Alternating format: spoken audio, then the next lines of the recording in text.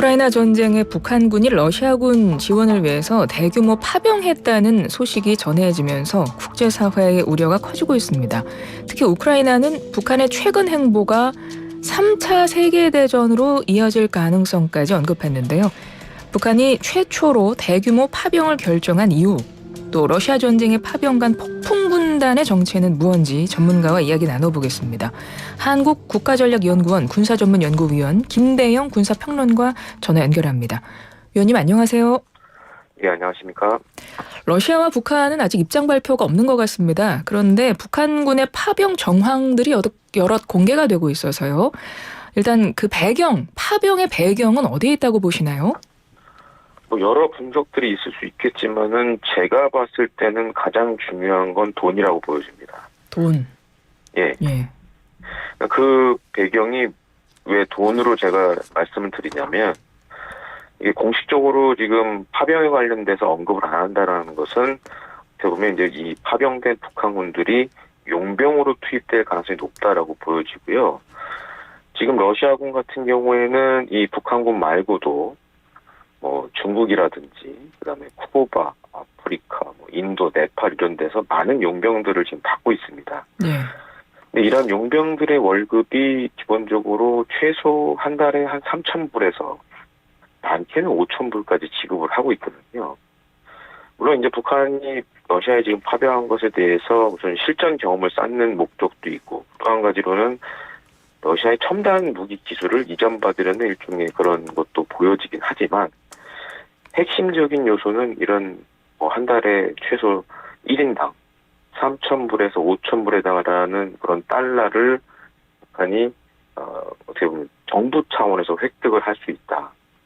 그리고 그 돈 가운데 한 최소 3분의 1 정도는 물론 이제 용병들에게, 그 북한군들에게 주겠지만 나머지는 아마 이제 북한 정부가 가져갈 겁니다. 이제 과거 러시아에 나가 있던 노동자들이나 이런 얘기들을 봤을 때는 그럴 가능성이 농후하고, 사실 북한이 이 용병들을 이렇게 대규모로 보낸 배경에는 아무래도 심각한 경제난이 주요 원인이 아닌가 이렇게 좀 보여집니다. 용병이라고 하면 돈을 주고 병사를 고용했다는 의미죠? 예, 그렇습니다. 북한이 그동안 용병을 다른 나라에 보낸 경우가 있었습니까? 이런 식으로?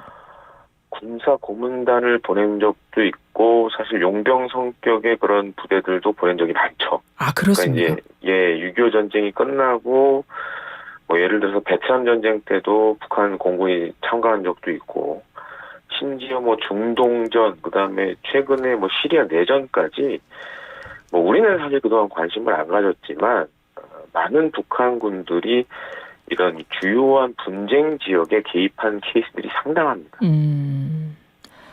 파병을 간 부대의 정체를 보면 이름이 폭풍군단이라고 합니다. 나오는 거 보면 이 군단이 뭔가 되게 특수부대 같은 최정예 병사들로 돼 있다는 이제 기사를 본 것 같은데, 예. 그렇다고 이제 폭풍군단이 용병으로 가는, 주로 이 폭풍군단에서 갔었습니까? 그동안? 그동안 북한의 육해공군들이 이제 주로 많이 이제 6.25 전쟁 이후에 냉전 시절의 여러 전쟁에 고문단 형식이나 아니면 실제 전투병력이 간 사례도 굉장히 많고요. 예. 그다음에 이 특수부대들도 사실 군사 고문단이나 아니면 직접적으로 개입을 한다거나 한 적도 많습니다. 근데 요 폭풍군단 같은 경우에는 사실 이제 엄밀히 얘기하자면 이제 특수작전군이라고 북한에서 많이 얘기를 하는데, 네. 이렇게 생각하시면 될 것 같습니다. 우리나라는 육해공 해병대 4개 군종이 있지 않습니까? 네. 근데 북한은 이 특수작전군이라고 해서 특수부대를 하나의 군종으로 빼버렸습니다. 그러니까 이제 우리나라의 육군과 같은 그런 성격이라고 할 수도 있겠죠. 네. 그래서 이제 폭풍군단의 일종의 이제 별칭이라고 할 수 있고, 그러니까 육해 공군의 각종 그 특공부대, 그다음에 특수작전부대를 다 합쳐놓은 그런 부대라고 생각을 하시면 되겠습니다. 그래서 전체 병력이 한 4만에서 8만 명 정도로 추정이 되고 있고, 알려진 바에 의하면 평안남도 덕천시에 본부를 두고 있는데, 아마 이 특수작전군 가운데서도 개인적으로 체력이나 전투력이 월등한 병사 위주로 선발을 해서 한 10,000명 정도가 간 게 아닌가 추정이 되는 상황입니다. 기사가 많이 나오는데요. 이 폭풍군단 소속 병력들은 인간병기다. 뭐 이런 것도 지금 전해지고 있는데요. 예. 평소에 전력, 뭐 어떤 작전들을 수행해 왔는지도 궁금하고 실제 전투력은 어느 정도라고 볼 수 있을까요? 그러니까 이제 북한이 6.25 전쟁이 끝나고 자신들만의 독특한 이제 군사 교리를 만들어내는데 그게 이제 배합전이라 그래서 일반적인 이런 육군 병력, 뭐 육해공군과 더해서 여기에 플러스 알파로 이런 특수부대를 대규모 운용하는 것 이런 것들을 사실 그동안 자신들만의 군사 교리로 만들어 왔습니다. 그래서 전쟁이 발발했을 때 많은 수의 특수부대가 우리 남한내 지역 깊숙이 침투할 수 있는 그런 침투 수단들도 많이 만들었고 네. 대표적인 게 이제 뭐 레이더에 잘 안 잡힌다라는 뭐 AN2 항공기나 아니면 이제 빠른 속도로 서북도시를 점령할 수 있는 뭐 호버크래프트, 공기부양적 이런 것들도 사실 다른 나라들과 달리 비정상적으로 많이 만들었거든요. 그만큼 어떻게 보면 특수부대의 그런 역할을 되게 중요시한다라고 봐야 될 것 같은데, 그리고 과거에도 보면은 이제 68년 뭐 121 청와대 습격 사건을 벌였던 124군 부대도 사실 이거의 모체가 되는 그런 부대였고, 그다음에 그 뭐 80년대까지 다양한 그런 무장 간첩들을 침투시키고 했었는데요.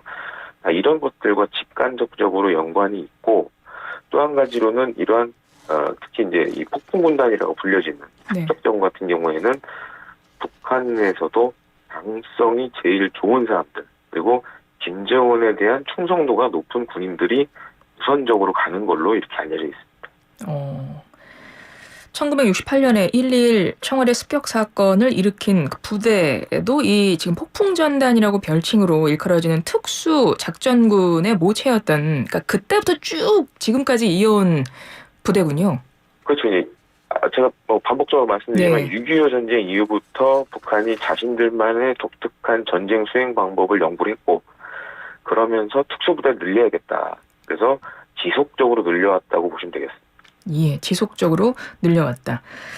근데 코로나19 시국에 제가 기사를 찾아보니까요. 북중 국경봉쇄 작전에 폭풍군단이 투입되기도 했대요, 당시에. 그런데 그 폭풍군단 군인이 국경경비대 군인에게 총격을 가해서 사살하는 사건이 발생했다. 그러니까 어떤 갈등이 있었다는 건데 그 내부, 북한군 내부에서도 당시 이 일은 어떻게 전해지고 있습니까? 그러니까 그 코로나19 시기 때 이제 김정은 같은 경우에는 그러니까 중국에서 혹시 코로나가 유입될 수도 있다. 그러면서 이제 국경 경비를 강화했었거든요. 예.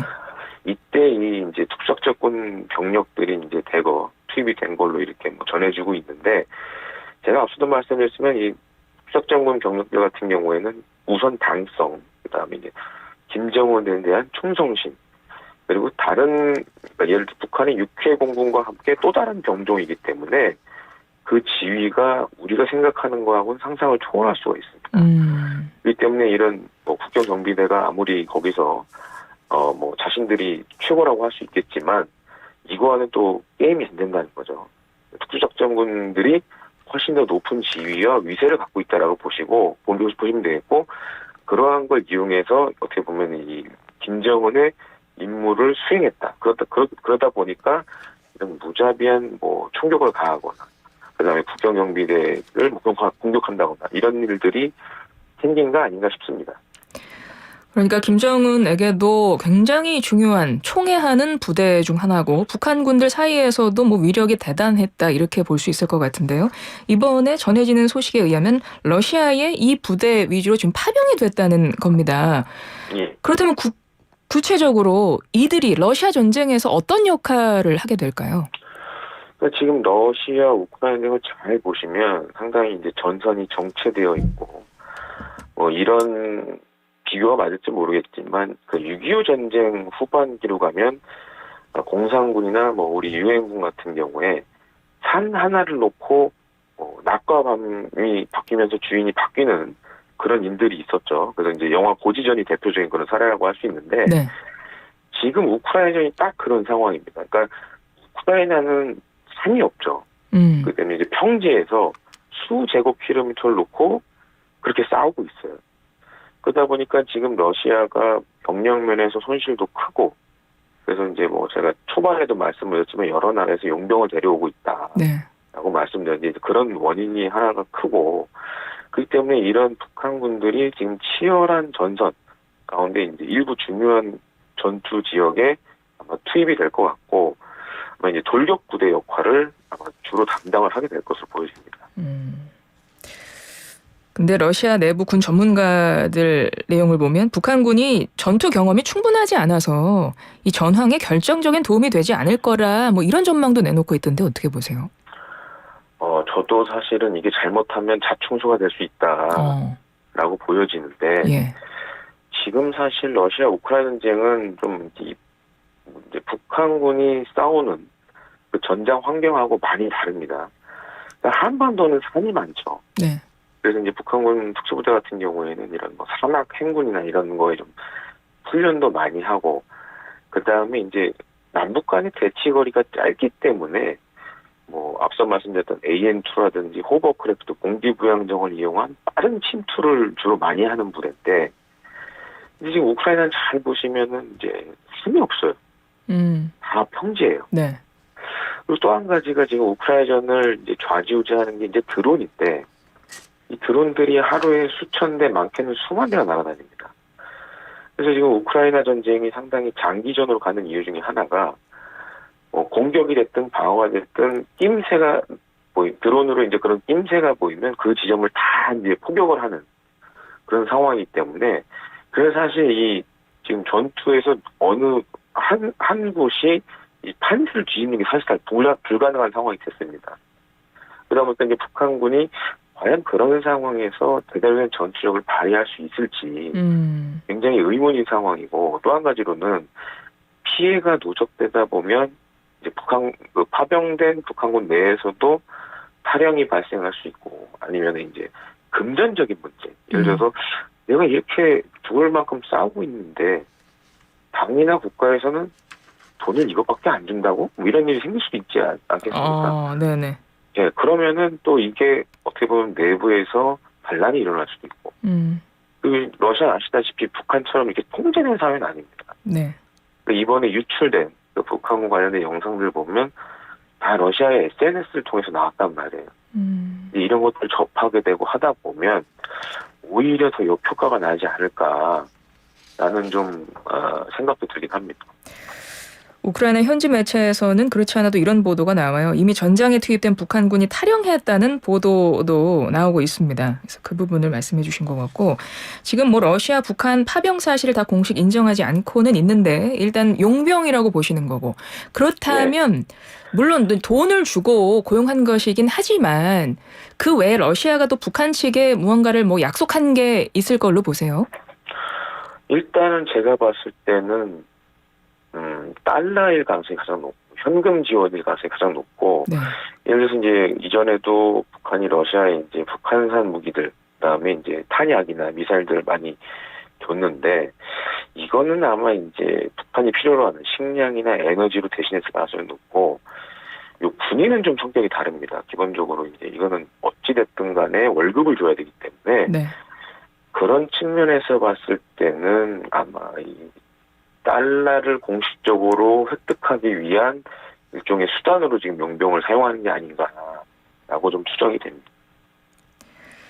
아마 그 뉴스를 관련 기사를 보시는 분들이 가장 주목해서 좀 우려스러워하면서 보는 부분이 이거일 것 같습니다. 지금 우크라이나가요, 3차 세계대전을 언급할 정도로 상당히 우려를 표하고 있거든요.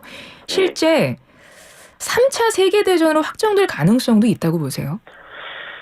그럴 가능성은 사실 좀 적다고 보는데, 사실 우크라이나가 이 3차 세계대전까지 언급하는 것은 지금 전황이 사실 이제 우크라이나가 원하는 대로 안 돌아가고 있다라는 것을 어떻게 보면 반증하는 걸 수도 있겠죠. 그렇기 때문에 국제사회로부터 더 많은 지원을 받아야겠다라고 좀 생각을 하는 부분이 있는 것 같은데, 사실은 이거와 관련돼서 이제 우리나라도 물론 우크라이나의 여러 뭐 비살상 무기 지원이라든가 아니면 물자 지원들을 하고 있는데, 지금 만약에 뭐 다음 달 초 정도로 전 예상을 합니다. 이제 북한군이 어느 정도 훈련을 마치고 전선에 투입되는 시기를 아마 다음 달 초 정도로 지금 보고 있는데, 만약에 이제 북한군이 우크라이나 전선에서 활약하는 모습 혹은 희생을 당하는 모습, 이런 것들이 동영상이나 사진이 나오기 시작한다 그러면 이게 상당히 우리 정부에 압박이 되는 요소가 될 수밖에 없습니다. 아주 일례로 그럼 네. 이제 우크라이나는 직접적으로 얘기를 할 겁니다. 이제 우리나라에게 살상 무기 지원해달라. 라는 얘기를 할 수도 있고, 그 다음에 이제 나토나 미국도 사실 지금 많은 양의 무기들을 우크라이나에 지원하고 있지만, 사실 해가 가면 갈수록 이게 좀 제한을 받고 있는 상황이에요. 네. 그래서 마지막으로 지원해 줄 수 있는 데가 사실 이제 우리나라 정도밖에 없거든요. 많은 양을 지원할 수 있는 나라가. 그러다 보니까 이제 그렇다면 이제 나토 회원국들, 미국도 만약에 정말 북한군이 작전하는 모습이나 이런 것들이 동영상 사진을 나오게 된다면 우리 정부에 이제 아니 북한도 이렇게 하고 있는데 대한민국도 뭘 해야 되지 않겠냐라는 압력이 들어올 수 있고, 또 한 가지로는 네.